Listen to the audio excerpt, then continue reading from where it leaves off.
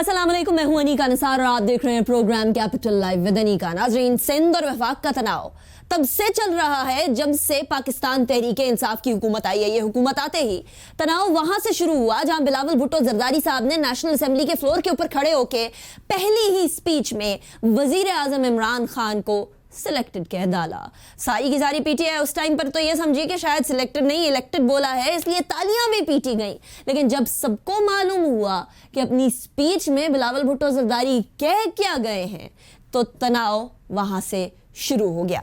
ये तनाव बढ़ता रहा और आज सूरत हाल ये है कि सिंध में और वफाक में वर्किंग रिलेशनशिप तक नहीं बनता हुआ नजर आ रहा है। ऐसी सूरत हाल में वफाक कहता है कि कराची को इग्नोर किया गया माजी में और आज भी इग्नोर किया जा रहा है, और ये इग्नोरेंस एक इतने बड़े शहर के हवाले से, एक कॉस्मोपॉलिटन सिटी के हवाले से जिसकी आबादी 2-2.5 करोड़ है, ये एक गफलत नहीं बल्कि एक क्राइम है। दूसरी तरफ सिंध हुकूमत ये कहती है कि हमारे सूबे के अंदर इंटरवेंशन करने की बजाय काम करना है तो करिए, लेकिन हम पर तनकीद करना बंद कीजिए। ये तनाव कब तक चलेगा? आज दो बड़ी अहम किस्म की स्टेटमेंट्स आई। एक बिलावल भुट्टो जरदारी साहब की तरफ से, इसलिए क्योंकि कहा यह जा रहा है और गर्दिश कर रही हैं बातें कि शायद गवर्नर रूल लग जाएगा सिंध के अंदर, शायद किसी तरीके से वफाक जो है अथॉरिटी लेकर काम करके दिखाएगी। ये वाला जो रूमर है, इसकी वजह से बिलावल भुट्टो जरदारी साहब आज कहने पर मजबूर हो गए कि हम ऐसा कुछ नहीं होने देंगे। क्या कहा, जरा वो सुनिएगा। और मैं आज फिर से पाकिस्तान के अवाम के सामने रिपीट कर रहा हूं, पाकिस्तान के मीडिया के सामने रिपीट कर रहा हूं कि अगर आपने मेरा पूरा खानदान को गिरफ्तार करना है, कर लो। हम 18वीं तरमीम पे, 1973 के आईन पे एक आंच नहीं आने देंगे।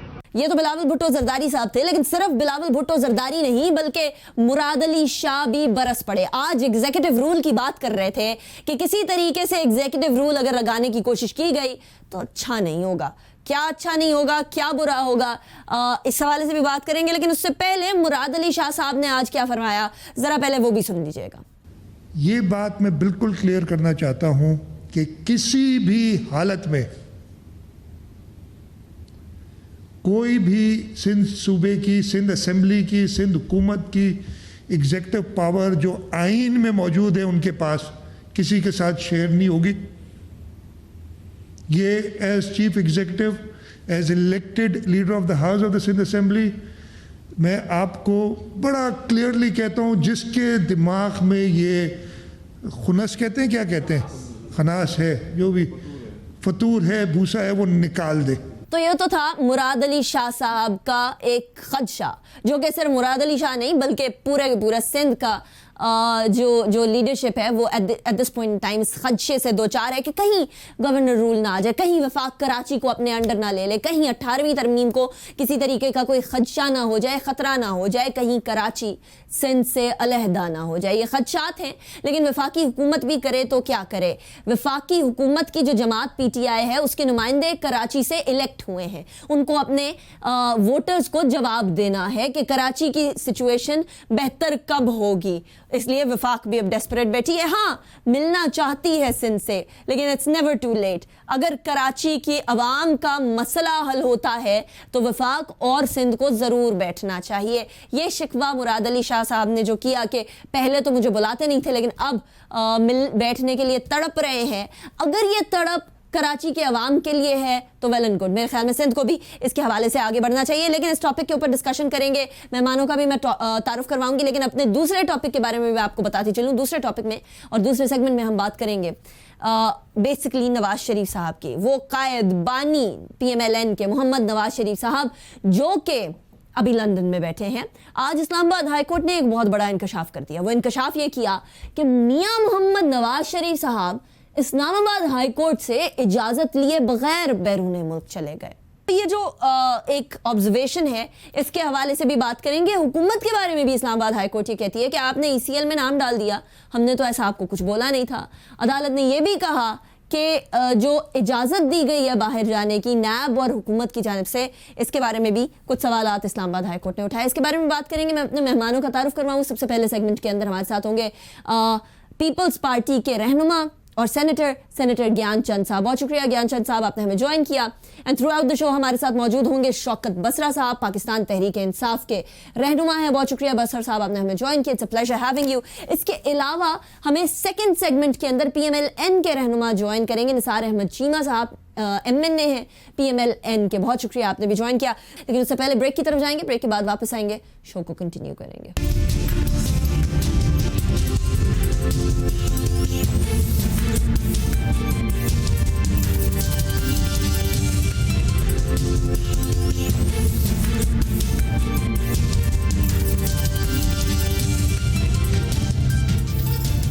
सबसे पहले बसरा साहब आपकी तरफ ही आऊंगी।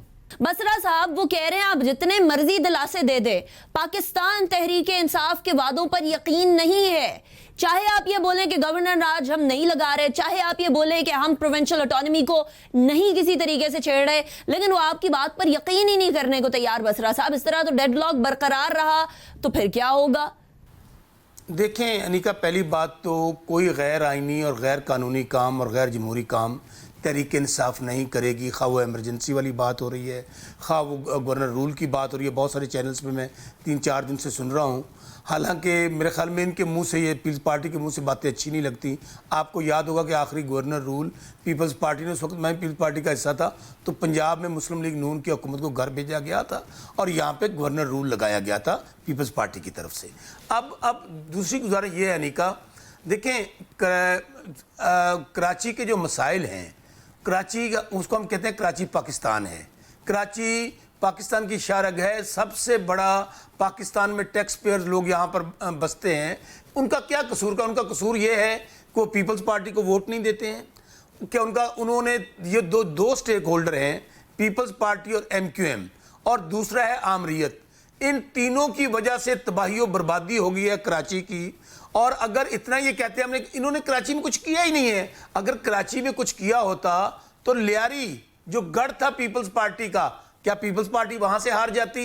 ये कराची की बात करते हैं, इन्होंने तो लाड़काना को मोंजोडारो बना दिया है।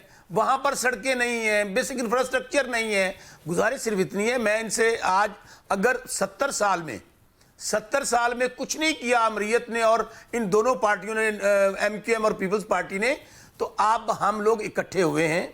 जिस तरह अमन व अमान की सूरत कराची में हमारी लॉ इन्फोर्सिंग एजेंसीज ने और तमाम स्टेक होल्डर इकट्ठे हुए थे, अब भी तमाम लॉ इन्फोर्सिंग एजेंसीज, तमाम स्टेक होल्डर्स इकट्ठे हैं और पीपल्स पार्टी और सब लोग कान खोलकर सुन लें, अब कराची की तकदीर बदलनी है।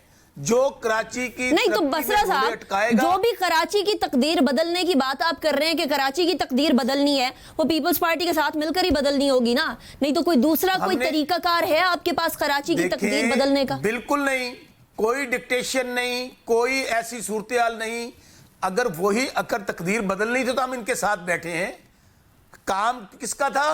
पीपल्स पार्टी का, जो तीसरी बारी ले रही है वहां पर डेवलपमेंट जो है, वहां पर जो अमन व अमान की सूरत हाल है, ये सूबाई सब्जेक्ट है। लेकिन इसके बावजूद हम लोग इनके साथ बैठे हैं और हमने ये इंश्योर किया है कि तमाम स्टेक होल्डर्स, उसमें पीपल्स पार्टी है, जाहिर है वो लीड करेंगे, वो चीफ मिनिस्टर हैं, हम तो इनको फैसिलिटेट करेंगे, हम इनको सपोर्ट करेंगे। कराची ने, मैं फिर कह रहा हूं, कराची को इसके बाद पहली बार पाकिस्तान की तारीख में कराची ने तहरीक इंसाफ को मैंडेट दिया। राइट। लेकिन यहां सियासत की बात ही नहीं है। कराची 3 करोड़ का मुल्क है, शहर है। इतने मुल्क होते हैं, इतने मुल्क भी नहीं होते हैं अनिका। हम सब लोगों को, अगर हमने 70 साल इस धरती मां के साथ वफा नहीं की है, हम वहां काम नहीं कर सके हैं, तो अब तमाम स्टेक होल्डर्स मिले, वहां पर जो बेसिक इंफ्रास्ट्रक्चर को इंप्रूव करें और उसमें देखिए ना, एनडीए सुने, अगर फौज ने गटर साफ करने हैं, हमारे ही लोगों ने वहां पर जाके नाले साफ करने हैं, और इन लोगों ने अरबों और खरबों रुपया बनाना है और बैंक बैलेंस बनाने हैं, तो ये घर जाएं फिर। अच्छा, ये बड़ा इंटरेस्टिंग पॉइंट है बसरा साहब। मुझे जरा सेनेटर साहब की तरफ भी ये पॉइंट लेकर जाने दें। सेनेटर साहब, आप फरमा रहे थे कराची सिंध का दिल है और कराची पाकिस्तान का दिल भी है, और आप लोग जहां सिंधी हैं वहां आप उतने ही पाकिस्तानी, बल्कि शायद उससे बढ़ के पाकिस्तानी भी है। तो अल्टीमेटली पाकिस्तान की बेहतरी और पाकिस्तान के दिल की, कराची की बेहतरी की बात आ जाती है। लेकिन दिल अभी बारिशों में पानी पानी हो गया सेनेटर साहब। वो बसरा साहब कह रहे हैं कि अगर एनडीएम में नहीं नाले साफ करने हैं, पीटीआई के लोगों ने नाले साफ करने हैं, तो फिर सिंध जो तकरीबन 12-13 साल की हुकूमत है वो उसका क्या किया जाए सेनेटर साहब? यानी अल्टीमेटली सारा इंफ्रास्ट्रक्चर, सारी उधर की सफाई, सारा नक्कासी आब का निज़ाम जो है वो तो प्रोविंशियल मैटर है, स्पेशली 18वीं तरमीम के बाद। तो ऑटोनमी होने के बाद तो हमें इस चीज में बेहतरी नजर आनी चाहिए थी, अब तरी क्यों है? उनकी अपनी जिंदगी में बेहतरी आ गई है। कराची की मीडिया क्यों ट्रक बना कर उसको बना दिया है। पाकिस्तान कर्जों में डूब गया। बसरा साहब एक मिनट में सेनेटर साहब, बसरा साहब एक मिनट में, बसरा साहब मैं सेनेटर साहब का मौक़िफ़ ले लूं, फिर मैं आपकी तरफ आ रही हूँ। ओके ओके जी ओके। जी कराची पेशावर से कहीं अच्छा है, कराची लाहौर से कहीं अच्छा है। आज भी पूरे मुल्क के लोग अच्छी हेल्थ फैसिलिटीज के लिए भी कराची की तरफ देखते हैं, रोजगार के लिए भी कराची की तरफ देखते हैं, और वहां पे इंफ्रास्ट्रक्चर भी बाकी शहरों से कहीं बेहतर है। सेनेटर साहब मैंने सारे शहर देखे, वैसे इसमें कोई शक नहीं है। मैं सारे शहरों में रही हूँ और कराची की तो मेरी पैदाइश है, तो कराची का बुरा हाल होता है तो मैंने खुद पेश करते हैं जैसे कराची खुदा ना खास्ता कोई वहां पे कोई तबाही मची है। एनडीए में अगर आ गया है 3 नाले साफ करने के लिए, 40 नालों में से 3 नाले एनडीए में साफ किए, तो एक ऑल ऑफ सडन बारिश आ गई थी, उसमें आगे कोई बड़ी बात नहीं हुई है। तो कराची बेहतरीन तरीके से चल रहा है। ये कराची की तबाही किसने की है, इस पे बात होनी चाहिए। किसने की है सेनेटर साहब? कराची किसने किया, आप बता दीजिए। लोकल पार्टी सिस्टम अभी तक मौजूद है, उनकी रेस्पॉन्सिबिलिटी है। जो फेडरल गवर्नमेंट के गोद में बैठे हुए एमक्यूएम का है। कराची के अमन अमान किसने तबाह किया था, वो इन्हें पीटीआई वालों के साथ बैठे हुए हैं। तो ये पीपल्स पार्टी की रेस्पॉन्सिबिलिटी नहीं बनती है। कराची के लोगों के साथ जुल्म किया गया है कि पहले दहशतगर्द बैठा दिए, अब ये पीटीआई वाले जो हैं ड्रामाबाज, इनको बिठा दिया है कि पूरा दिन ये सफेद को काला और काले को सफेद बता रहे होते हैं। कराची बेहतरीन तरीके से चल रहा है, कराची तरक्की कर रहा है, और पीपल्स पार्टी की हुकूमत में वो और आगे तरक्की करने जाएगा। कराची का इंफ्रास्ट्रक्चर बेहतर हो रहा है, कराची में काम हो रहा है, वहां पे लोकल बॉडी सिस्टम। अच्छा सेनेटर साहब, आपने लोकल बॉडीज की बात की, बड़ी अच्छी बात है। जो पावर एंड अथॉरिटी है वो निचले लेवल तक, ग्रास रूट लेवल तक पहुंचनी चाहिए। लेकिन मेयर कराची वसीम अख्तर ये कहते हैं कि सिंध हुकूमत हमें अथॉरिटी देने को तैयार नहीं है, हमें हमारे फंड्स हमारे तरीके से इस्तेमाल भी नहीं करने को तैयार। तो वो ये उनके मुताबिक आप लोग लोकल बॉडीज या लोकल अथॉरिटीज को सिर्फ डिफेंस के लिए तो यूज करते हैं, लेकिन जब काम करने की बात आती है तो उन्हें अथॉरिटी कोई नहीं दी जाती। इस पे क्या रिस्पॉन्स देंगे? देखिए, मैं कहता हूं कि इनका सुनहरी दौर, जो मुशर्रफ का दौर कहते हैं ना, सुनहरी दौर है। उस वक्त में तो उनके पास अथॉरिटी भी थी, इनके पास फंड्स भी थे। ये कचरा, ये नाले को अभी को तो नहीं बने हैं, ये तो उस टाइम पे इन्होंने क्यों नहीं ठीक किए?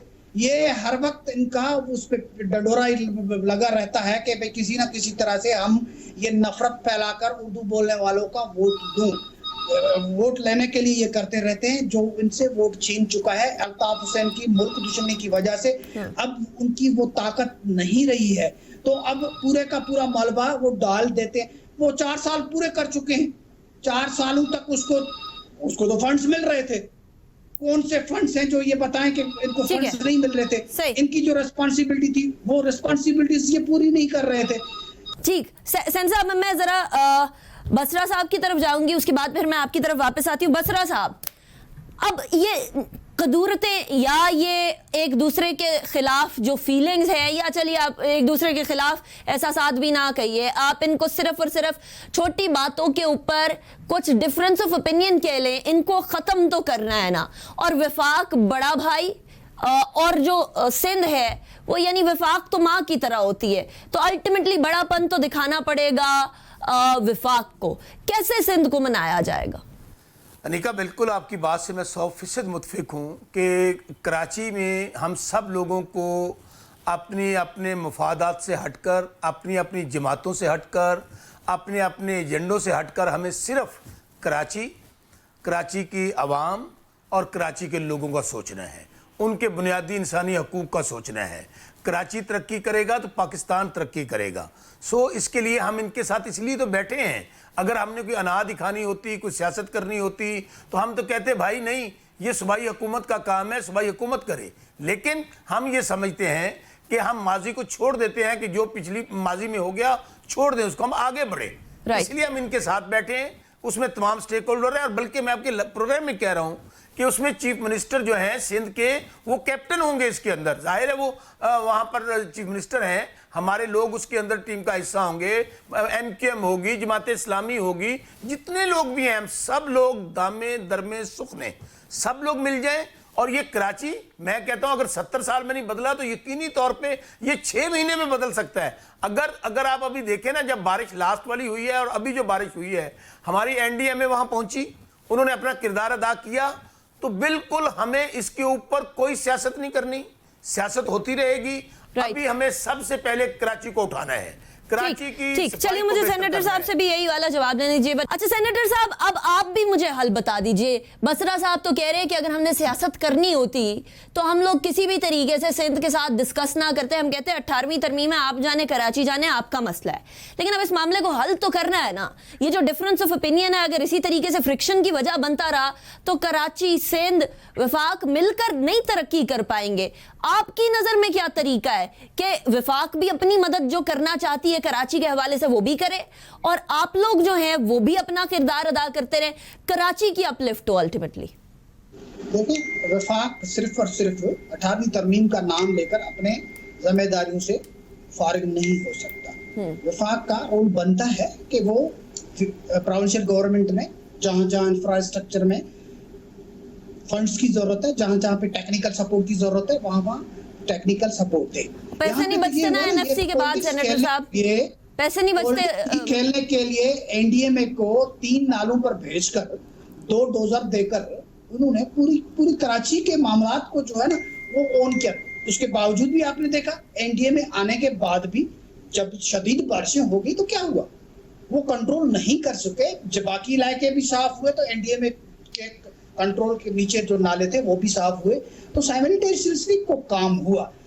हो ये सकता है कि ये PTI वाले या MQM वाले ये पॉलिटिक्स खेलना छोड़कर वहाँ की इलेक्टेड गवर्नमेंट को तस्लीम करें और वहाँ के जो लोकल बॉडी सिस्टम है उसमें रहते हुए अपने वसाइल को इस्तेमाल करें, बजाय इसके कि आप नालों में गड्ढे फंसाए, बजाय इसके आप नालों में बोरियां डालकर आप प्रॉब्लम्स क्रिएट करें, आप नालों पे कब्जे शुरू करें, आप जो कम्युनिटी प्लॉट्स हैं उनको कब्जे शुरू करें। सेनेटर साहब मेरी अर्ज सुन लीजिएगा, गवर्नमेंट को सपोर्ट करें, मेरी अर्ज सुन लीजिएगा, काम कर सके। सेनेटर साहब ये PTI तो अभी आई है ना 2 साल पहले, ये मामला तो मैं तो 2005 से कराची का ये हाल देख रही हूँ, उससे पहले भी इस तरह की सिचुएशन होती थी। सेनेटर साहब तब तो ये लोग गद्दे और बोरियां नहीं फंसाते थे ना, तब भी कुछ ना कुछ गड़बड़ थी। फिर अभी बसरा साहब कह रहे थे कि लियारी की कुर्सी आप लोगों को नहीं मिल सकी, जो written for sure Peoples Party की सीट हुआ करती थी। मैं खुद लियारी जाती थी तो वहां सारे पीपल्स पार्टी के गुण गा रहे होते थे, वहां की सीट भी नहीं मिल सकी। सेनेटर साहब कहीं तो कुछ ना कुछ तो हमें अपने गिरबान में भी झांकना होगा ना कहीं अगर वफाक गड़बड़ कर रही थी तो कहीं ना कहीं सिंध की परफॉर्मेंस में भी गड़बड़ होगी। लियारी के हालात बेहतर हुए हैं, लियारी यूनिवर्सिटी से लेकर बाकी जो काम हुआ है उस पर भी आपको नजर डालनी चाहिए। लेकिन लियारी की सीट हारी थोड़ी गई है। लियारी के कराची शहर की सीट के आपको पता होगा कि कितने दिन के बाद रिजल्ट आई है। ये PTI वाले मैंडेट कराची के मैंडेट की बात कर रहे हैं, इनको मैंडेट मिला कैसे है, इस पे भी एक प्रोग्राम होना चाहिए ना कि ये जीत कर कैसे आए, ये मशरूम की तरह कैसे निकल कर आ गए। ठीक है, डन है, इस पे भी प्रोग्राम करेंगे। वो हमसे कैसे छीनी गई, लियारी की सीट के रिजल्ट्स कैसे चेंज किए गए। तो बात यह है कि कराची में काम हो रहा है। कराची में कल भी आपने देखा वो जहांगीर पार्क का हुआ है, कराची के जो बागात अच्छे हो रहे हैं, कराची के रोड इंफ्रास्ट्रक्चर बहुत अच्छा हुआ है, कराची के ड्रेनेज सिस्टम पे काम हो रहा है। लेकिन ये जो आप कहते पहले नहीं होती थी, पहले बोरी बंद लाशें मिलती थी, अभी तो रेती की बोरियां जो है गटरों में डाली जाती है। ये कराची में पूरे मुल्क के लोग आते हैं, उनके हिस्से का जो म्युनिसिपल सर्विसेज यूज होती है, जो फंड्स की जिनकी जरूरत होती है, वो भी कराची को नहीं दिए जाते हैं। रातों रात आप देखती होंगी कि रातों रात बस्तियां आबाद हो जाती हैं, अनप्लान्ड बस्तियां आबाद हो जाती हैं, आप उसको कुछ कर भी नहीं सकते। ये पूरी स्टेट को, पूरे सब स्टेक होल्डर को साथ बैठकर एक डिसीजन करना होगा, अल्टीमेटली करना होगा। अग्रीड। तो अगर आज करते हैं तो बेहतरी कराची के लिए आज बेहतरी है। राइट, ठीक हो गया। चलिए मैं अपने इस सेगमेंट को इख्तिताम की तरफ लेकर जाना चाह रही हूँ। अपने दूसरे सेगमेंट की तरफ मुझे बढ़ना होगा, लेकिन उससे पहले ब्रेक की तरफ जाएंगे। ब्रेक के बाद वापस आएंगे, शो को कंटिन्यू करेंगे।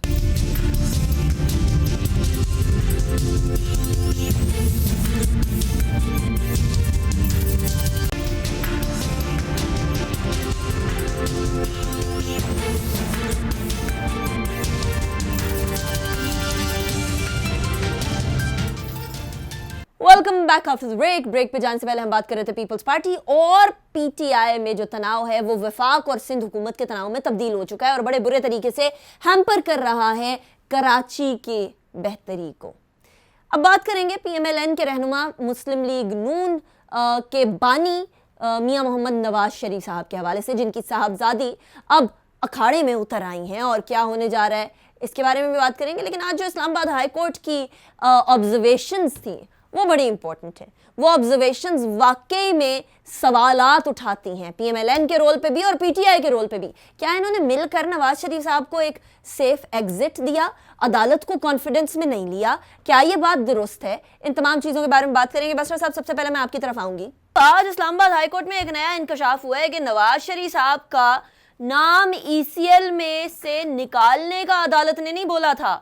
ना अदालत को बताया गया कि ईसीएल से नाम निकाला है, ना सजा मौतली के हवाले से वफाकी हुकूमत ने और नैब ने बताया।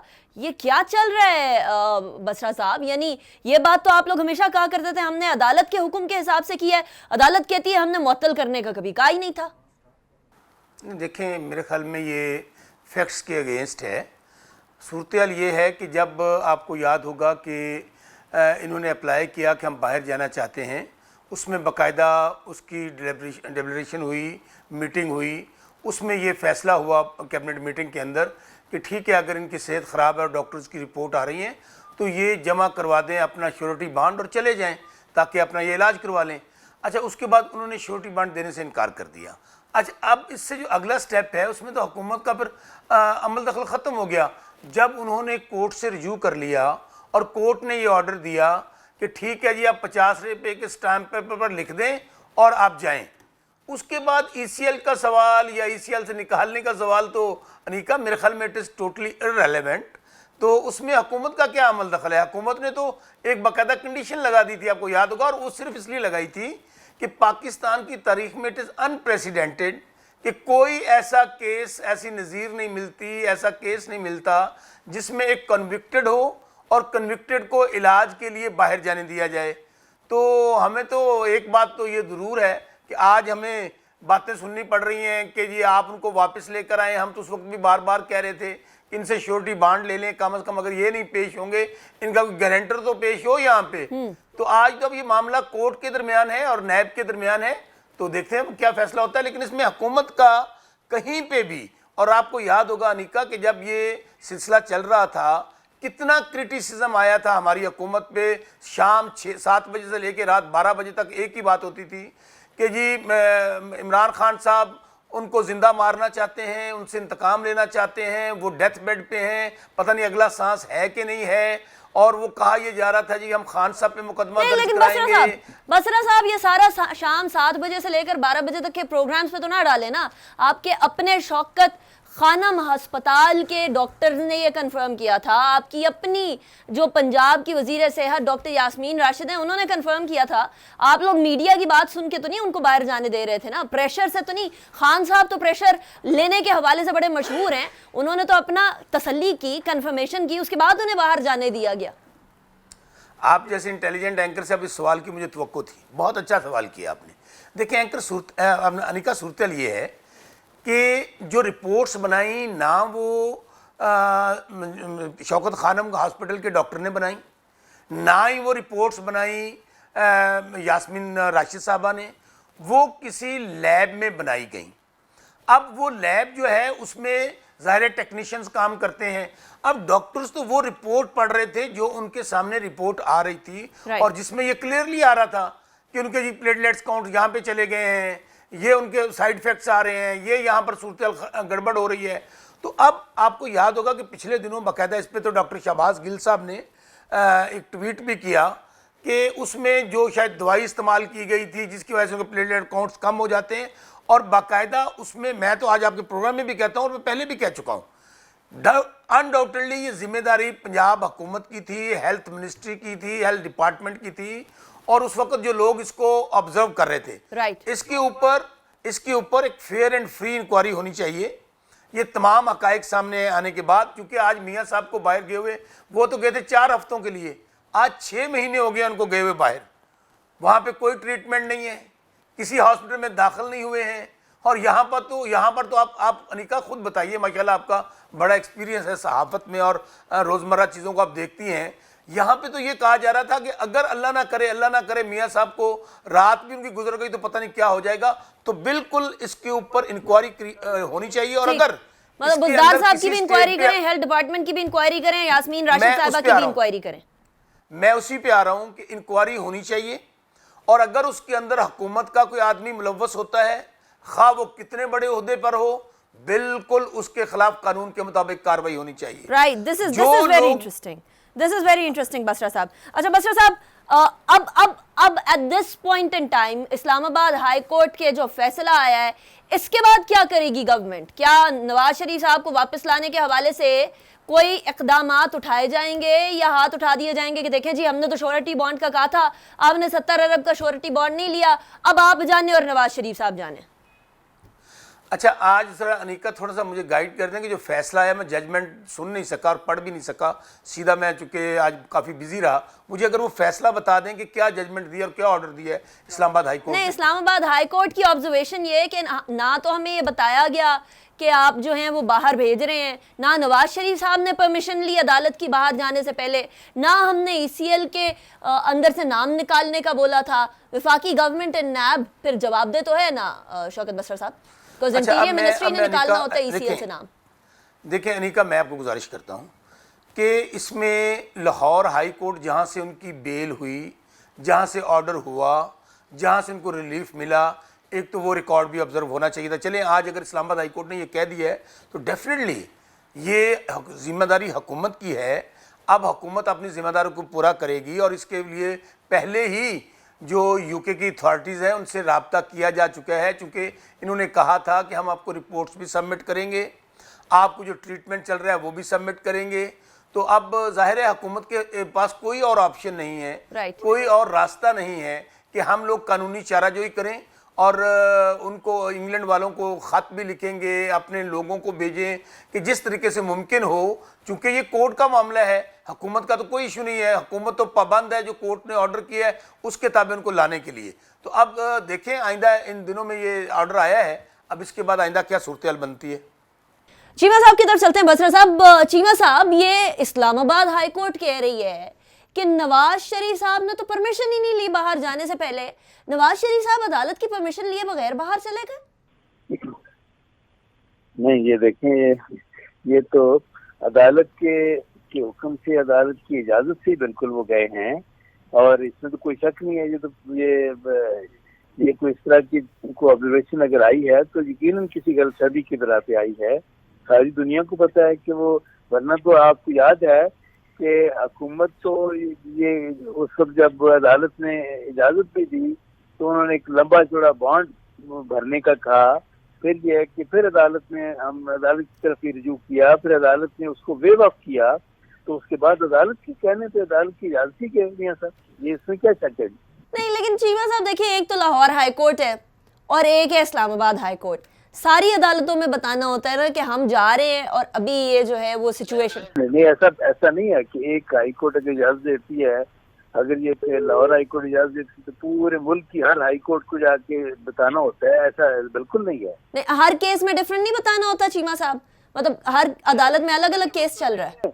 वो तो देखिए हुकूमत ने जब, मैं फिर गुजारिश कर रहा हूँ, जब हुकूमत ने एक गैर जरूरी बॉन्ड भरने का कहा, या ये है कि उन्होंने ये कहा कि इतने पता नहीं कितने अरब की कोई गारंटी दें, तो जब ये है कि फिर हमने अदालत की तरफ रिव्यू किया तो अदालत ने उसको वेव ऑफ किया, उन्होंने कहा जी मुनासिब नहीं है। राइट। अच्छा, लेकिन चीमा साहब अगर अदालत कुछ कह रही है तो वो अदालत के हुक्म से, अदालत की इजाजत से वो बाहर गए। अच्छा चलिए, अच्छा चीमा साहब, वैसे वैसे हर केस के अंदर आपको अलग अलग जाकर पेश होके अलग अलग अपनी सिचुएशन बताना होती है, तो अगर लाहौर हाई कोर्ट में बताया तो इस्लामाबाद हाई कोर्ट में तो इस्लामाबाद हाई कोर्ट जब जाए बुलाएगी तो वहाँ भी हम हाजिर होंगे। अच्छा चीमा साहब, ये बड़ी इंपॉर्टेंट बात की आपने, ये बड़ी इंपॉर्टेंट बात किया। आप कह रहे हैं इस्लामाबाद हाई कोर्ट जब बुलाएगी तो हम हाजिर होंगे, तो अगर इस्लामाबाद हाई कोर्ट ये कहती है कि नवाज शरीफ साहब वापस आ जाएं, तो आप जो हैं वो वापस आ जाएंगे नवाज शरीफ साहब? ने बुलाया है, देखिए अदालतों ने जब भी हमें बुलाया हम हाजिर हो गए। अदालतों का हमने हमेशा एहतराम किया है, अदालतों से हमें रिलीफ मिला है, और रिलीफ भी इसलिए मिला है कि हमारे हाथ साफ हैं, हमारे दामन साफ है। इस वजह से ये है कि नैब की और हुकूमत की जो गठजोड़ है, उनकी सारी इंतकामी कार्रवाइयों के बावजूद हमें अदालतों से इंसाफ मिला है और रिलीफ मिला है। राइट। अच्छा चीमा साहब, अगर अदालत ये कहती है, ये मैं एक हाइपोथेटिकल सवाल आपके सामने रख रही हूँ, कि नवाज शरीफ साहब वापस आए, पेश हों और जो सवालात हैं अदालत के उनके जवाब दें, तो क्या नवाज शरीफ साहब वापस आएंगे? क्या कोई चांस है इस eight this point in time जो प्रेजेंट सिचुएशन है उसमें? आपकी सच्ची बात यह कि उनका तो दिल ही नहीं चाहता था बाहर जाने को। वो तो ये कि उनकी हालत उस वक्त ऐसी थी, और अल्लाह ताला उन्हें जल्दी सेहतयाब करेंगे, तो सेहतयाब होकर उन्होंने आना ही आना जी, क्यों नहीं आना जी। राइट। अच्छा चीमा साहब, अदालत कह रही है कि हमने नहीं जो है वो जाने दिया, हुकूमत कह रही है हमने तो श्योरिटी बॉन्ड 70 अरब रुपए का बोला था, वो भर देते तो चले जाते। आप कह रहे हैं हम अदालत की परमिशन से गए हैं। ये कंफ्यूजन आपकी नजर में कोई कंफ्यूजन नहीं है? हुकूमत खाम खा कंफ्यूजन पैदा करने की कोशिश करती है, कतई कोई कंफ्यूजन नहीं है। अदालत ने रिलीफ दिया, अदालत ने बाहर जाने की इजाजत दी, और फिर यह कि हुकूमत ने अदालत के सामने बिल्कुल सरेंडर किया, बिला उसको करना पड़ा। इसके बावजूद उन्होंने कहा जी इतने अरब का श्योरिटी बॉन्ड जो है वो भर के जाए, उसके बावजूद फिर यह कि अदालत ने उसको भी ये है कि वेव ऑफ किया। अदालत ने कहा कि ये नामुनासिब है ये शर्त, और फिर यह है कि अदालत की इजाजत से ही मियां साहब बाहर गए जी, इसमें शक ही कोई नहीं है। ठीक। अच्छा चीमा साहब, ये बसरा साहब फरमा रहे हैं कि जो नवाज शरीफ साहब हैं उन्होंने अपनी रिपोर्टें सबमिट करानी थी, नवाज शरीफ साहब ने जो है वो वापस आना था 8 हफ्ते बाद, मेरे ख्याल में 8 हफ्ते का उनको इजाज़त दी गई थी, वापस आना था, वो भी नहीं आए, रिपोर्टें भी नहीं दी, कुछ भी नहीं दिया। वहाँ जाके वो चाय भी पी रहे हैं, चहलकदमी भी कर रहे हैं। ये पीटीआई जनरली भी कहती है बाय द वे। तो ये देखिए पीटीआई हुकूमत और उसके तर्जुमानों की बड़ी तंग नजरी है। आपको याद है कि बेगम कलसूम नवाज की बीमारी का भी जिस तरह ये मजाक उड़ाया करते थे, क्या कोई मरीज जो है उसका चाय पीना जुर्म है? ये किस तरह की ये बातें करते हैं, अंदाजा करें कि वो बाहर जाके देखे चाय पी रहे हैं। तो ये अल्लाह से डरना चाहिए इनको। देखें ये किस तरह की तंग नजरी, हमारा कल्चर जो है उसमें जिस तरह की इंतकामी जहलियत, इंतकामी कार्रवाई और तंग नजरी इंट्रोड्यूस किया पीटीआई ने, इसकी मिसाल हमारे मुल्क की तारीख में नहीं मिलती। ये बात बड़ी बदकिस्मती है। चीमा साहब 90 में तो मिलती थी ऐसी मिसालें। एक शख्स है जो 3 दफा मुल्क का वज़ीर आज़म रहा है, जिसने इस मुल्क के दिफा गुना काबिल तस्खीर बनाया, जिसने इस मुल्क को ऐसी ताकत बनाया, जिसने ये है कि मोटरवे से जाल बिछा दिए, जिसने मुल्क को बिजली की लोड शेडिंग से निजात दिलाई, उसके बारे में ये कहा जा रहा है कि बीमारी की हालत में देखिए वो चाय क्यों पी रहा है। किस कदर बदकिस्मती की बात है, मैं क्या जवाब दूं इसका जी। राइट। अच्छा चीमा साहब, मुझे सिर्फ ये जानना है कि Pakistan Muslim League Noon at this point क्या सोच रही है सियासी मंजरनामे के हवाले से, क्योंकि हमने मरियम नवाज साहिबा की बड़ी दबंग एंट्री देखी, वो जो नैब में उन्होंने पेश होना था, उनके साथ खड़े होते हैं शाहिद खाकान अब्बासी साहब, उनके साथ बाकी लीडरान होते हैं, लेकिन शहबाज शरीफ साहब नहीं होते। ये पाकिस्तान मुस्लिम लीग नून की सियासत जा किधर रही है, मैं ये जानना चाहती हूँ। नहीं, पाकिस्तान मुस्लिम लीग नून की सियासत देखिए मुल्क की सबसे बड़ी जमात है, कोई ऐसी बात नहीं है। मुल्क के जो पाकिस्तान मुस्लिम लीग नून के कायद मियां नवाज शरीफ हैं, पाकिस्तान मुस्लिम लीग नून के सदर मियां शहबाज शरीफ हैं। जहाँ सदर की जरूरत होगी वहाँ बिल्कुल वो खुद पहुंचेंगे और वहाँ लीड करेंगे। जिस तरह असेंबली में भी as leader of the opposition तो जो वो बिल्कुल वो लीड करते रहे और आइंदा भी करेंगे इंशाल्लाह। वो तो देखेंगे कि हर इवेंट पे यानी पार्टी के सदर का वहाँ मौजूद होना तो जरूरी नहीं होता, लेकिन यह है कि उनके कहने पे बाकी लोग जो है वहाँ मौजूद थे।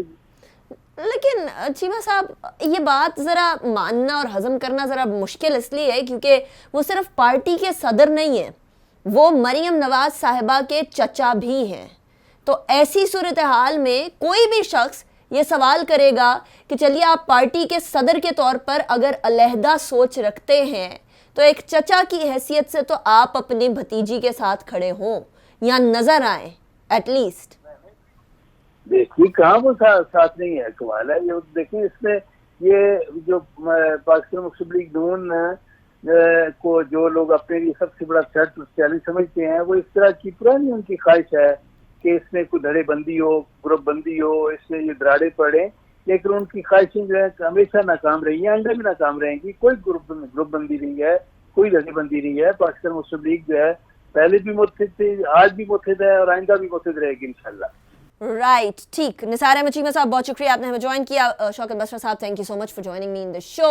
इससे पहले हमारे साथ सेनेटर ज्ञानचंद साहब भी मौजूद थे, आपका भी बहुत शुक्रिया। मैं अपने शो को इख्तिताम की तरफ लेकर जाऊंगी, लेकिन ये जो सियासी तनाव है तमाम जमातों में, अगर ये सिर्फ जमाती सियासी तनाव तक रहे तो ठीक है, लेकिन अगर ये तनाव पाकिस्तान की बेहतरी में रुकावट बन जाए तो ये नामंजूर है। इसीलिए तमाम हुकूमतें, तमाम जमातों को ये तहिया करना होगा कि अपना सियासी मफाद एक तरफ, लेकिन वो सियासी मफाद मुल्की मफाद के सामने ज़र्रा बराबर अहमियत भी नहीं रखता। अगर हमारी सियासी जमातें ये बात अंडरस्टैंड कर जाएं तो शायद पाकिस्तान की तरक्की को कोई रोक ना पाए।